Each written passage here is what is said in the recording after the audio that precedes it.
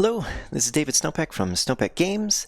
I just wanted to record a short devlog about my Game Jam game that I'm making for the Godot Wild Jam number 22. It's about halfway through the jam. You can see on the counter there's 4 days and 8 hours left. It started officially on this past Friday at 5 p.m. That's when the theme was announced, and it goes until this upcoming Sunday, I think also at 5 p.m., when you have to submit your game. And the theme for this jam is Revolution.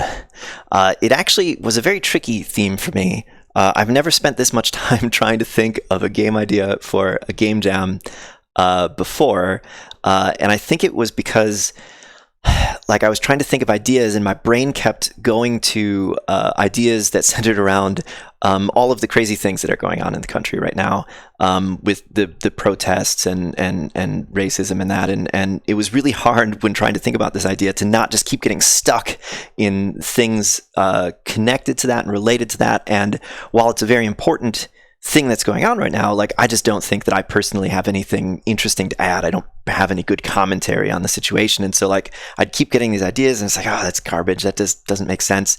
So finally, on Sunday, I came up with an idea for the theme, which, in short, is there's going to be a monster revolution. I'll show you the game in a second. Actually, let me just talk about it for a moment. No, let me show it. I'll show it and talk about it at the same time. That's more fun anyway.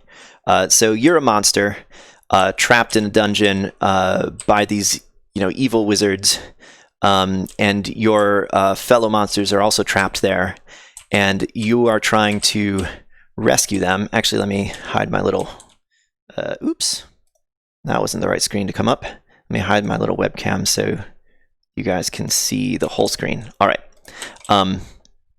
So you're coming to rescue your other fellow monsters and then go get revenge on the wizards and escape, basically. And the sort of feeling that I'm trying to get at as it pertains to Revolution is that individually, the player character is not going to be very strong. And if you get into a battle with an evil wizard, probably it's going to kill you.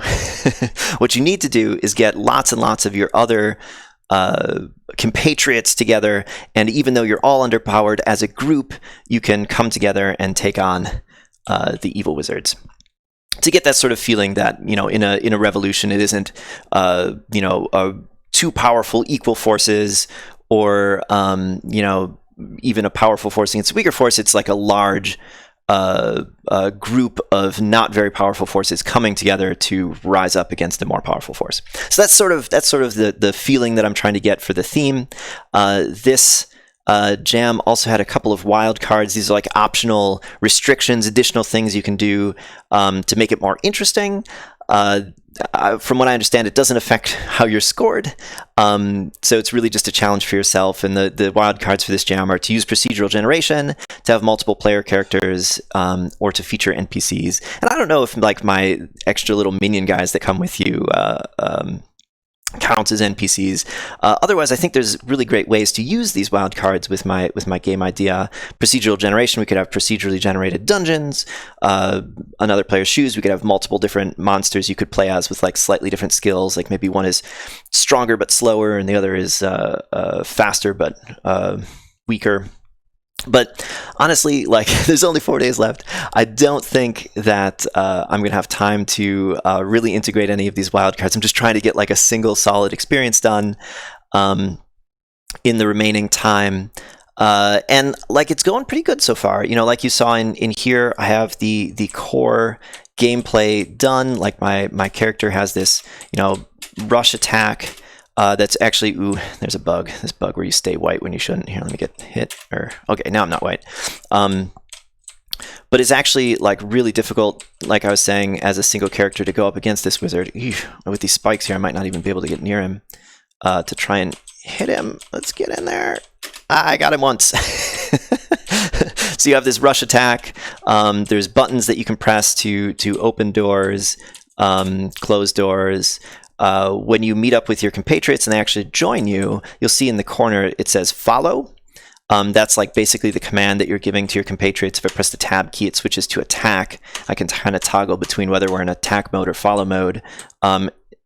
When they're follow, they just follow you at any cost, even if they're getting hit. When you put them in attack mode, they will try to attack an enemy, and if they can't find one, they'll just follow you like normal. I gotta fix that bug with the whiteness.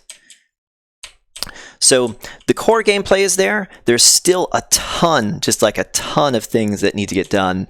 The next thing I think I'm going to work on is building out the menus. So there's a way to start the game, pause the game, quit the game. You also notice that there is no HP or failure. So we can attack this wizard forever, and he'll never die, and he can attack us forever, and we'll never die. So I have to add HP so that characters can die and so that you can fail. I have to add a success condition, which is going to be escaping the dungeon. So it'll have to be like a special door or something where you go to escape. And then, of course, sound effects, music, a real stage needs to be built.